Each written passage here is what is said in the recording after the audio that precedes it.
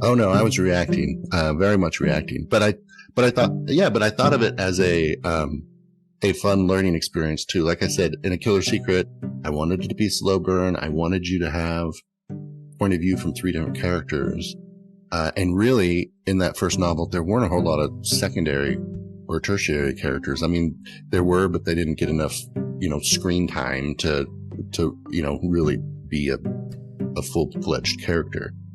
So I wanted to play with point of view. What if I only had one person's point of view? I wanted to play with, like, what if I had way more characters than my first novel? And yeah, I had the reviews of, hey, this thing started out slow. So I thought, all right, I'll start something fast as well. Because, for me, I've only written 2 novels. I feel like I have a lot to learn. And I also feel like I don't know what I like to write best yet. The way that I like to write best yet. So I thought it would be a challenge, and it was certainly a fun one. And hopefully people love the story as well. Okay, everyone, welcome to Living the Next Chapter. My guest is here today, and please be warned, you might be a little scared during our conversation, but it's for a good reason, because my author today writes in a genre that I love to talk about. This will be really fun for me. Jeff is here with me on the podcast. JeffBerney.com is the website. Go there. All the great information is there. And on top of everything else, Jeff likes whiskey. So if you're a whiskey lover, stick around and we'll get Jeff's picks on some of his favorites. Jeff, welcome to the podcast. Nice to have you here. Thank you. It's great to be here. Yeah, when we talked originally, Jeff, I told you your voice is amazing. This should be a lot of fun. It just kind of hits you somewhere. And if you're having earbuds on right now, you're like, whoa. Yeah, it just kind of hits you internally. So I love having you on the podcast. Welcome. Thank you very much. Okay, Jeff. So let's talk about this, because again, if you're watching the video, behind Jeff is a wall of bottles. Any of your top favorites, we're not sponsored, by the way, any of your top favorite whiskeys that you would advise to a whiskey lover out there from your vast library behind you there? I feel like this is a question that is like littered with landmines, like there are whiskey drinkers who only drink certain bottles. And I am a fairly new whiskey drinker, so by no means have the breadth of experience. Okay. But I have tried some scotches. My favorite scotch is the Balvenie 14. I think it's matured in Caribbean rum casks. I think I like a little bit sweeter whiskey, which is kind of sounded so nice when you said that, by the way. I was ready to buy. I'm like, where's my wallet? Yeah. Okay, keep going. And then Irish whiskey, I only started drinking this because of the name, but I actually really do enjoy it. It's called Writer's Tears, which super fitting, I think. That's serendipitous right there. Yes. And then a bourbon. I'm from Missouri, Midwest, USA, and there's actually a distillery kind of north of Kansas City, Missouri, that had been one of the first kind of in the country before Prohibition. But after Prohibition, bourbon usually kind of matriculated down to Kentucky because they have the limestone springs. Well, this right here in Missouri is built on a limestone spring. So they kind of dusted off the old recipe and just started bottling, I think, last year. It's called Ben Holiday, Missouri bourbon. So that's my favorite at the moment. Nice. Now, I know during Prohibition up here in Canada, we weren't very helpful because we were sending alcohol down to you guys. Well, purely for medicinal purposes, I'm sure. Purely to help. Just wanted to help. And there was some pretty interesting stories in my area of the world because I'm really close to the New York border. So we'd have some of your notorious people coming north to pick up stuff and go back home with it. So, we kind of smuggled stuff into the States. I'm sorry about that, but we played our part. I'm sure my grandparents appreciated it. Awesome. Okay, so we're here to talk about writing, and everybody's here like, I want to go buy some whiskey, but that's good. Let's talk about your writing story. You write in an interesting genre. I'd love to talk about this. and maybe how you got started writing as an author. How did this all begin for you? Yeah, so I have been wanting to be a writer since I was a kid. I would write short stories. My favorite classes were English and literature. And then for some weird reason, I went to school for pre-med. Now, that didn't last very long, not because I changed my mind, but because my grades were really bad. So I thought that was the universe telling me, hey, you probably shouldn't be anyone's doctor. And Nice. so I fell back. Yeah, I fell back on things that I liked. And again, it was writing and I liked the idea of marketing and advertising. So I got my degree in advertising and marketing. And so, you could say I've been writing every day since, but still kind of in the back of my head, I had that, hey, I want to write a novel. And my first goal was, okay, I'm going to write a novel before I turn 40. And just so the listeners know, I'll be 50 next year. I did hit that target, but the novel was really bad. And, you'll see some, established authors say, yeah, you write your first one and you put it in a drawer and you pretend it's not there. And that's kind of what I did in a digital drawer. And so it took me maybe 5 years to recuperate from that. I kind of went through this spiral of, oh man, maybe I'm not good enough. Maybe I'm not cut out to write a novel, even though that's what I wanted to do. And finally, enough time went by that I was like, I'm going to try this again. I sat down to write a book, and I can't even remember what the topic was or what the story I wanted to write. But this other book came out. It's a psychological thriller. It's very dark. It's very twisted. It's a serial killer story. And so that's what I write. I write thrillers. I write dark, kind of gritty thrillers. To the point where, my wife and my parents are kind of my first, second, and third readers. And I think my mom has decided she's not going to read my books anymore. And I can't sleep now. Thank you. She's like, where did you get this and what did I do wrong? How did I break you? I'm sorry. Wow. So yeah, I'm a full-time advertising creative director and father of 7. Only 4 of them are still on the family payroll and in the house. The other 3, have graduated and are out. Yeah. Like that. So this is kind of, I think of my writing. Well, first of all, I think of it as a business. I've always kind of had like an entrepreneurial kind of spirit. And when I decided, okay, I'm going to do this and be serious about it, I didn't want to just write it and send it off and hope that it was published somewhere. I really was interested in and specifically went after independent publishing or self-publishing because I wanted to understand the whole process from, writing to editing to formatting, publishing, marketing, and just really kind of be able to have more control. Maybe I'm more of a control freak than I think I am, but I just find the whole thing fascinating. Writing is actually a smaller piece of being an independent author than I had anticipated, but it's kind of cool. You get to do a little bit of everything. So, Jeff, we have people listening that are thinking about writing or starting their first novel, their first book, and your comments around how your first novel wasn't what you hoped it would be and you put it away. Can you explain to the people, the authors that are writing, what it was about that novel particularly that you were like, no. Yeah. What was it?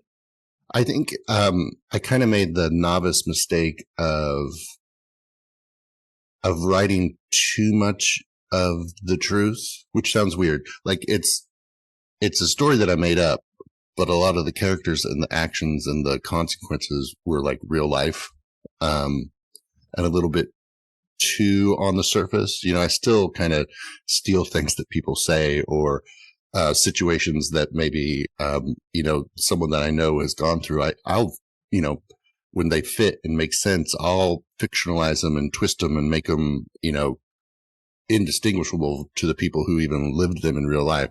But that first novel, I didn't do that enough, and it didn't to me, it was less fiction than it should have been.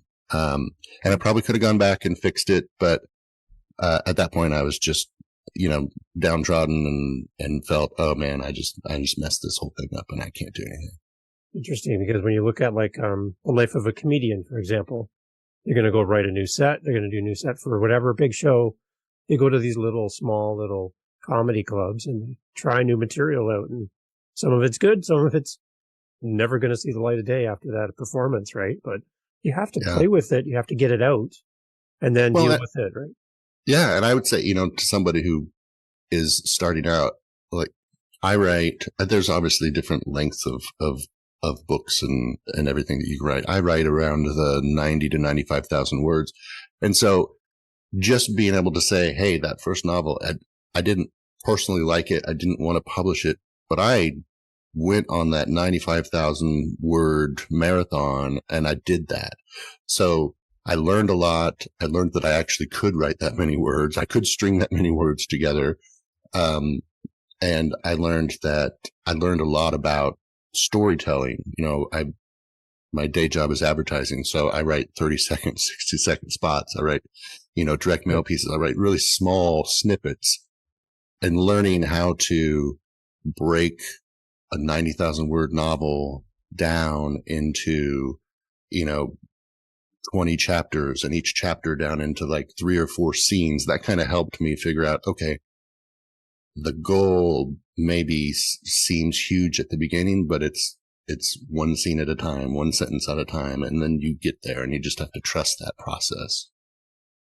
So Jeff, when you're looking at writing something new, are you pulling from different resources? Are you pulling from things that you've seen, you've read, other people that inspire you to do this? Or are you trying to go at this from your own thought pattern? I'll give you an example. A musician who's heavily influenced by another musician will start to sound like that musician. Their music sounds like them. How they write sounds like them. And it feels like they're just doing a cover version, basically, of the other artist. How do you keep other people out of your writing so you don't sound like anyone else? But how do you stay inspired at the same time?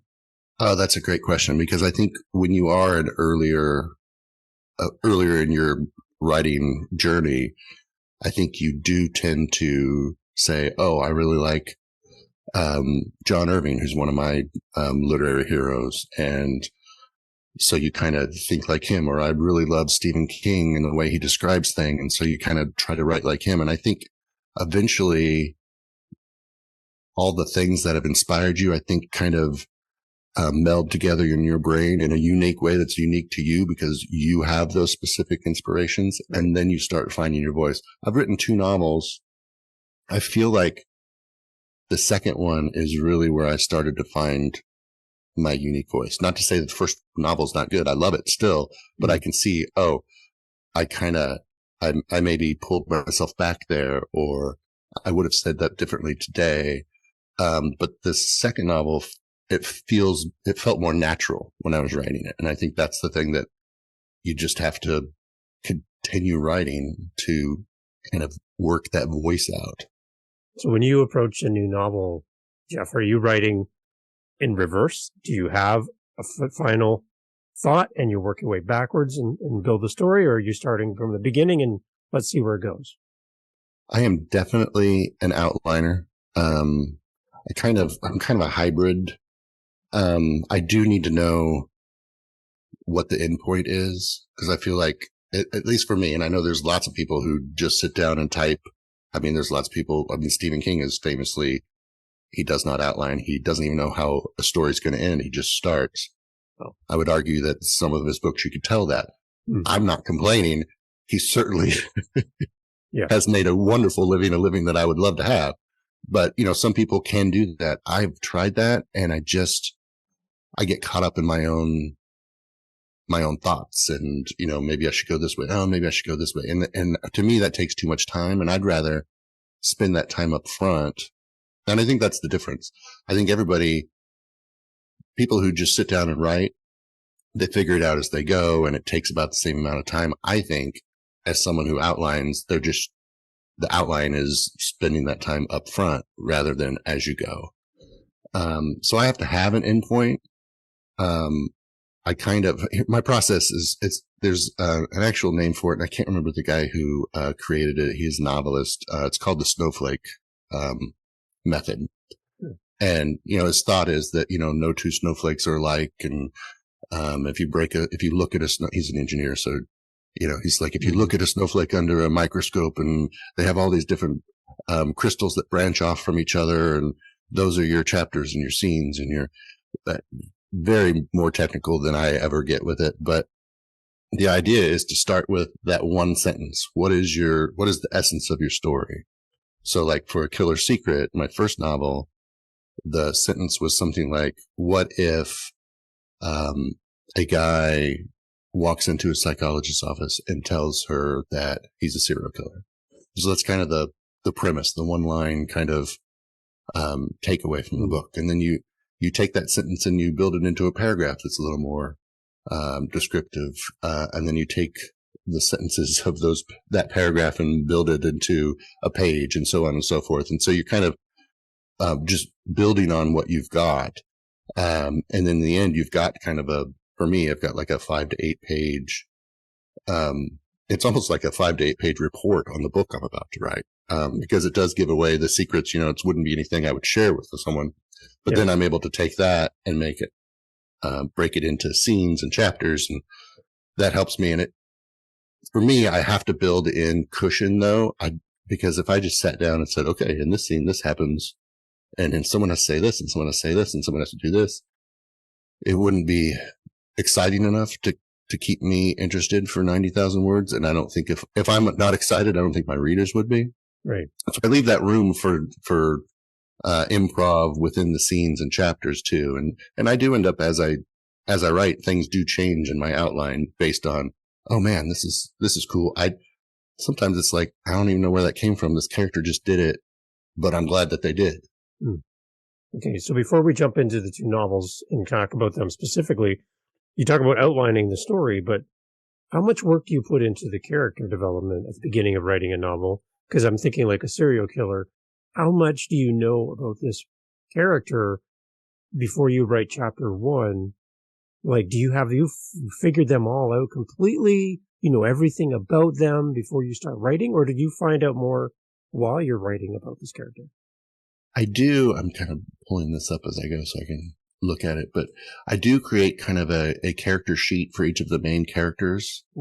But I wouldn't say that I know each character at the beginning of a book. I feel like, so in my character sheet, I've got kind of their role in the story, right? So either the protagonist or the antagonist, or maybe they're a secondary character, but they are important to a particular piece of action.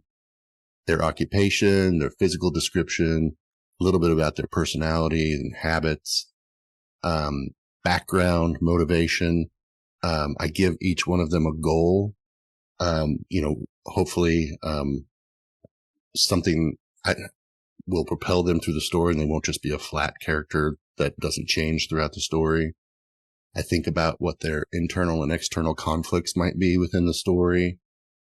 And then how do they change by the end of the story? And so that's kind of what I've got in that sheet. And it's almost like, if I were to read that about you, I wouldn't necessarily know everything about you, but it gives me an idea of the kind of person you are. And then I can write from that point of view.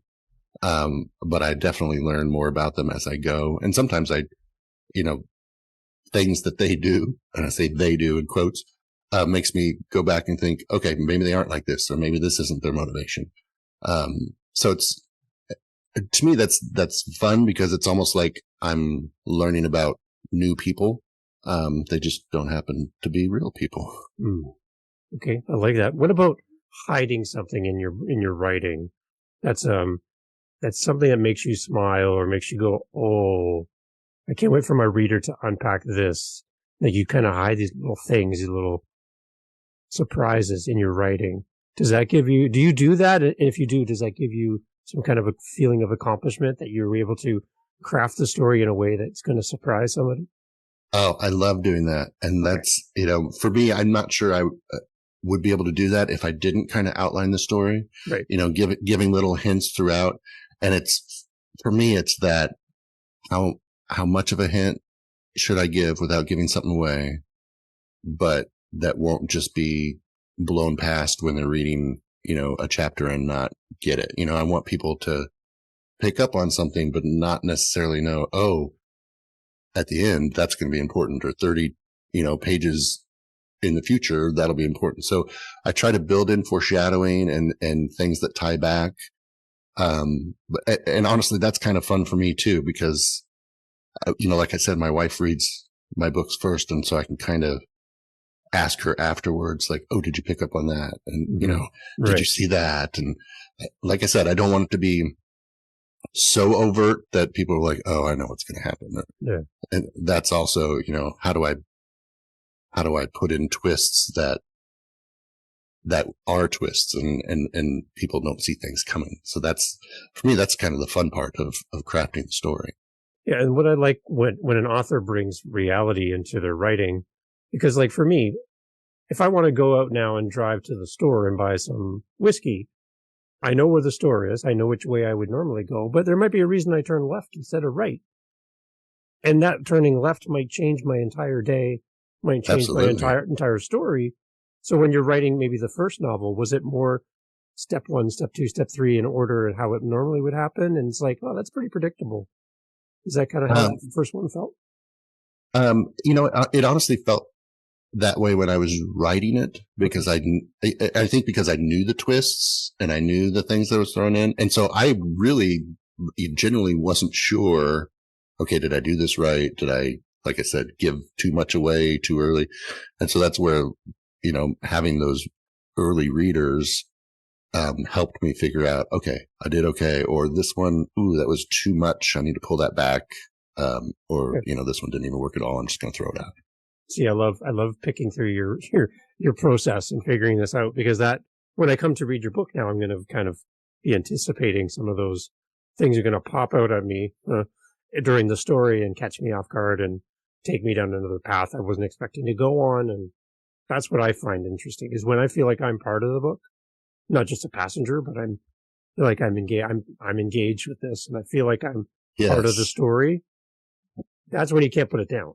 Yeah, absolutely. And I'm the kind of reader that my wife hates this, reading and watching TV. Like my brain just goes to, oh, I think this is going to happen next. Or, oh, that's the guy who did it. She hates that because she just wants to enjoy the story Yeah. and not think about it. But I can't help it. And so I know there's other readers out there who are always like, ooh, I think this is important. And they guess the end. And I've been lucky so far in the reviews I've gotten that very few people have guessed, oh, that was going to happen. Um, so hopefully I'm doing things right. Okay, so let's talk about the two books. Let's talk about A Killer's Secret. It was 2019, I believe you said. Yes. Yeah. And the one thing you said to me when we talked earlier was this was a slow burn, and I like this because that's a different approach to book your second novel. But kind of explain Yes. to me, did you understand the slow burn aspect of this first novel when you were writing, or did you understand it when you were done?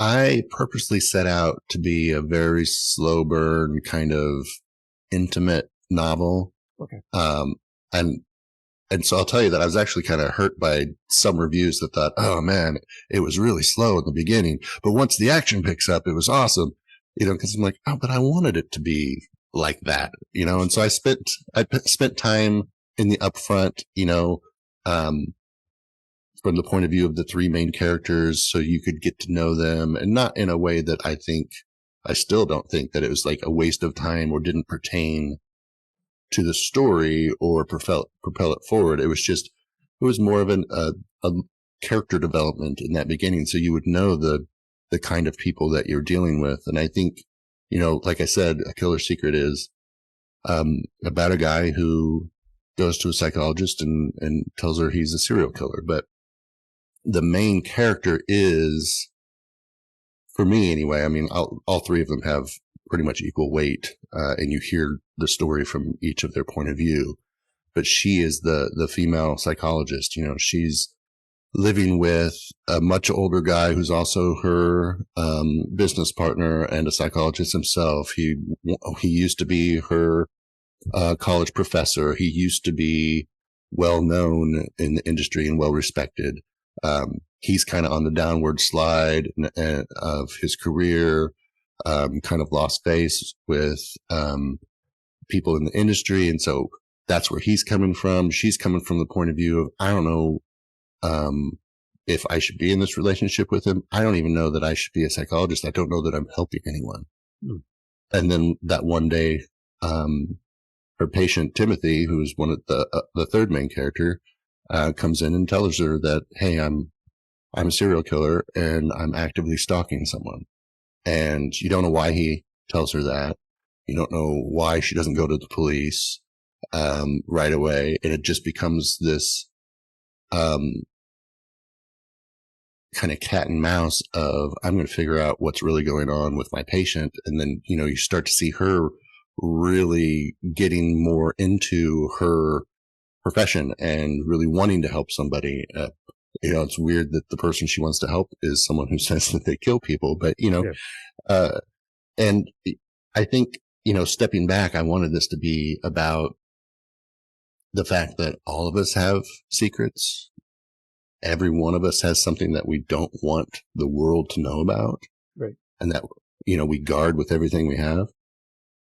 But very few secrets are worth killing to keep. And those are the ones that I think make a compelling story. And so the story unravels and eventually you figure out, people do die and try to decide who's dying next and who's going to survive. That's another thing. I like to kill my characters. Wow. Okay. Yeah. So, okay. I love that. Okay. So in comparison to that, in contrast, The Fall of Faith, as you said, was more fast paced. Now, did you do this on purpose because you had those reviews in the back of your head going, that was slow burn and I don't know. Were you reacting to that, or was this always in the plans to go slow and fast? Oh no, I was reacting, very much reacting. Really? But I thought of it as a fun learning experience too. Like I said, in A Killer Secret, I wanted it to be slow burn. I wanted you to have point of view from three different characters.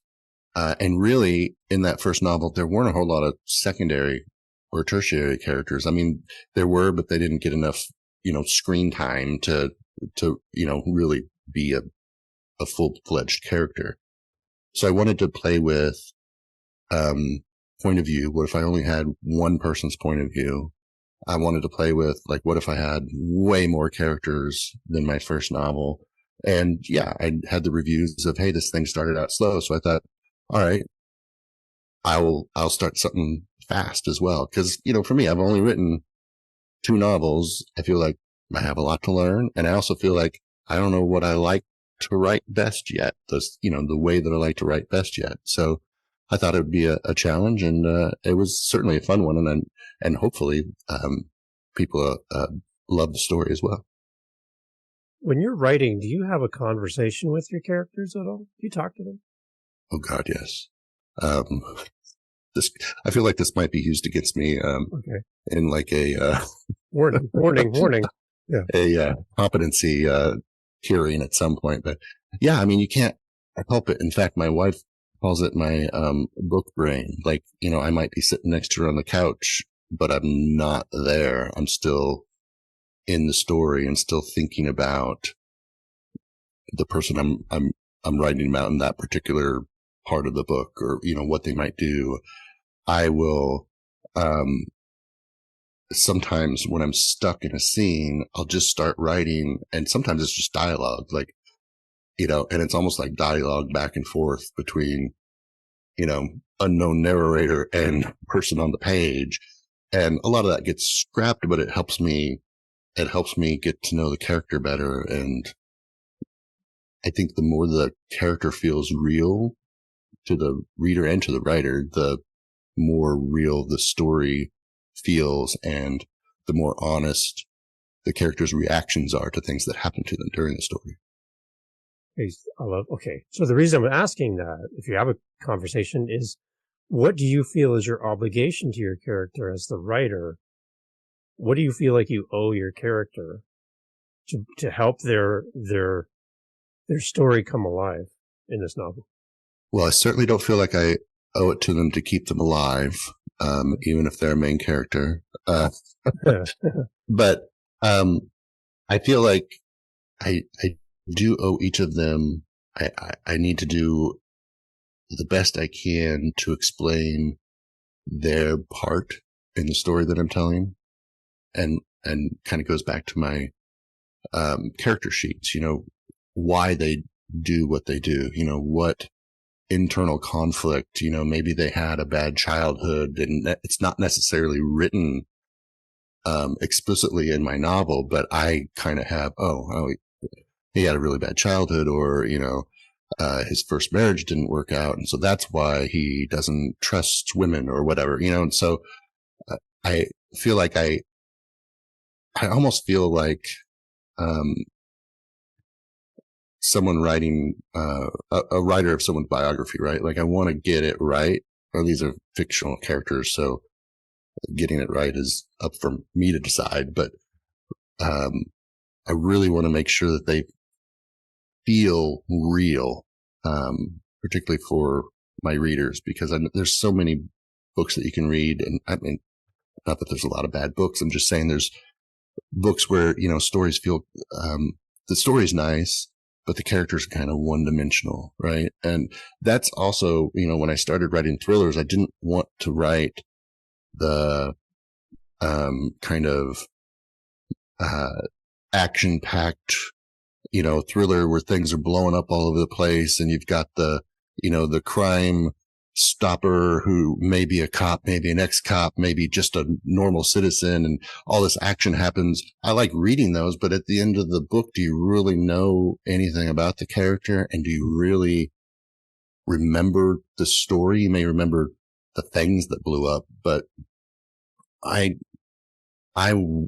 goal is to write something that will stay with somebody for a while. And I think that's because those are the books that I gravitate towards, or the ones that maybe have an underlying theme that's a little bigger than the action. And if someone walks away and doesn't get that theme, but they enjoyed the book, that's cool too. I want that to be there for the readers who are like me. Okay, Jeff, before we talk to new authors and kind of encourage them in their writing process from your point of view, take me through your website. I have it up on the screen while we're chatting here. Take me through the website. What can we find when we come to your website, and where should we go first when we pop onto your website? Yeah. On the homepage, I think right now you'll see a video of some of the recent reviews of The Fall of Faith. And then under that, there is a form for my readers circle. That is my email newsletter. I do not bother my newsletter subscribers very often. I probably should bother them more. I don't necessarily have a monthly mailing. It's just when I have something to say. Good. And then there's links to my social and my bio on the homepage as well. But the main thing is you can read descriptions of both my books. You can see media reviews and reader reviews. There's links to buy my books directly from my site. That's kind of a newer thing I'm trying out. You can buy the ebook, the paperback, and the hardback directly from me. Okay. But there's also links for each book to go out to almost any online bookseller. I'm on the main 4 or 5, plus some of the smaller ones that are serviced by those larger ones. Amazon and Apple and Google and Kobo and Barnes and Noble. And then because I don't write very fast and also want to continue to be creative, I also have a store on there that has t-shirts and all kinds of stuff. A lot of it's based on my books, but some is just based on literary things. And then I have a blog that, again, I don't write monthly or weekly on, but when I have something interesting to say, I share it. Great. So that's the website. And the website again, Jeff? jeffberney.com. There you go. Then we'll have links in the show notes for that. Okay, so for new authors, Jeff, that are going to get into the space, they love the genre that you're writing in, or they want to write in something similar, and they're sitting with a blank page in front of them. They need just a little bit of push to get started. From your point of view, where should an author start? What are some good practices to put into place to help the writing process start flowing? I think the first thing is to figure out what kind of writer you are, whether you do need that outline or you can just start writing. And I think I said, I kind of figured that out trial and error. I tried to sit down and just write and it didn't work for me. So I think you'll figure that out pretty quickly. And then, my main piece of advice is to just keep writing. I can't remember who said it, probably someone super famous that I should be slapped for not remembering, but everyone's first draft, I don't care who you are, everyone's first draft is awful. But just get that story out. Like, just getting a first draft is farther than most people will get in their life. There aren't, right. I think everybody has at least one story in them that would be a great novel, if not a novella. But most people don't do it. And understand that this is a long process, and don't beat yourself up. There's a lot of people out there that will say you have to write every day or you have to write a certain number of words every day. I'm not in a position where I can do that. I'm not saying that that's bad. I would love to be able to write a little bit each day. And I do think it does help you, especially if you're not an experienced writer, and don't do that for your day job. I think, even if you can put in a sentence or two or 5 minutes a day, right. Kind of propelling your story forward, that's great. But again, don't beat yourself up. Everybody has a different life. Everybody has different situations. Yeah.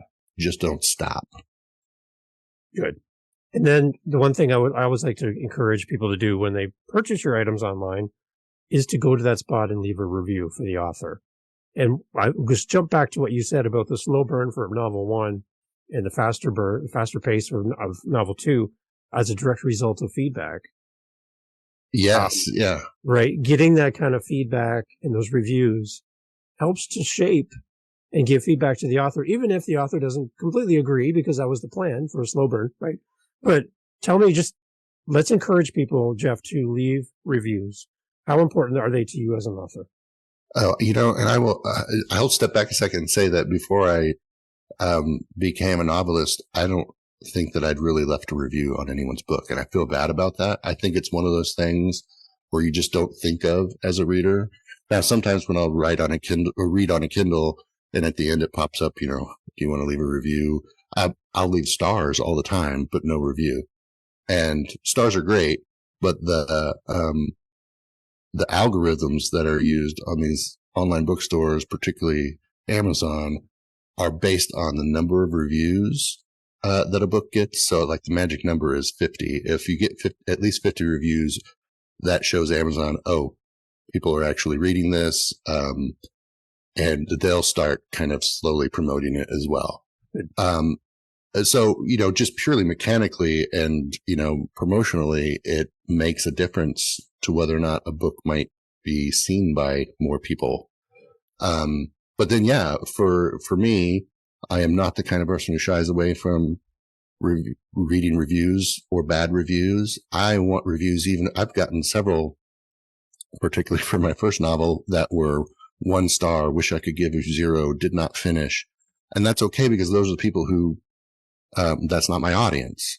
And I'm cool that they left a review, because the other thing that I think, as a consumer, if I went on and saw something only had 5-star reviews and everybody loved it, nobody had anything negative to say about it, I wouldn't necessarily trust that. So I always ask for honest reviews, even when I'm giving a free book away as a review copy. I'm like, there's no strings. You don't have to tell me when you review it.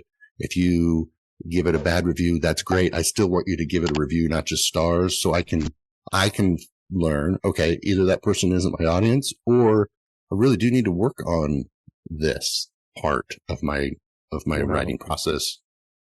That's a great response, Jeff, to that question. And I just want people to understand the power of those words, right? And they do mean something. And when authors are referring back to them and helping them to grow and learn from them and shape the next novel, maybe, it's kind of amazing that your community has that power to help support you and encourage you at the same time. I love it. Oh, yeah, definitely. All right, so everyone head over to the links in the show notes. You can buy the book directly from Jeff, which is great because then Jeff will make a little bit more money than buying it somewhere else, which we all know. But leave a review anyways, and also reach out to Jeff and leave him some comments about his episode here on Living the Next Chapter. And Jeff, I got to tell you, your voice is gold. I know a couple other podcasters are going to love to have you on their show just to have those magical vocal cords of yours dance across our ears. I love it. It's great. Thank you so much for making time to be on Living the Next Chapter. It's great to meet you. And I'm looking forward to all the great things that are coming down the road. Is there anything new coming? Can you let us know? Well, yes, I am working on a sequel to A Killer Secret. In fact, I kind of have a 6-book arc in that planned series. But again, I write very slowly, so it might be a couple years before that next book comes out. But yeah, that's what I'm working on at the moment. Okay. Keep me in mind. I'd love to have you back, even if it's 2 years from now. I would love to have you back on the podcast. Okay. I appreciate that. And we'll get Thanks for having me. We'll get you some Canadian whiskey there for your collection, and perfect. We'll work on that. So thanks for being here, Jeff. It's so nice to meet you. Great to meet you. Thank you. Awesome.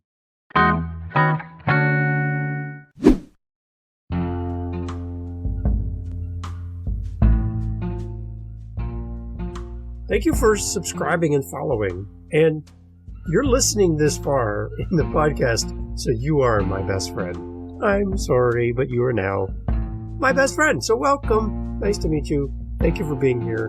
LivingTheNextChapter.com has a link on the website to our Facebook group. Are you on Facebook? Probably. You can go there and you can actually interact with our guests. You can talk to them. You can hear more about their journey, about their books. You can speak to them directly. You don't need me. You can come right over to livingthenextchapter.com, click on our Facebook link to our community. You can talk to other listeners of the podcast from around the world who are on Facebook. And, again, speak with our guests. Don't you want to speak to the guests you just heard from? Yeah, you can do that on Living the Next Chapter. Go over there. There's links to our Facebook group, and you're welcome to join. Thanks for listening.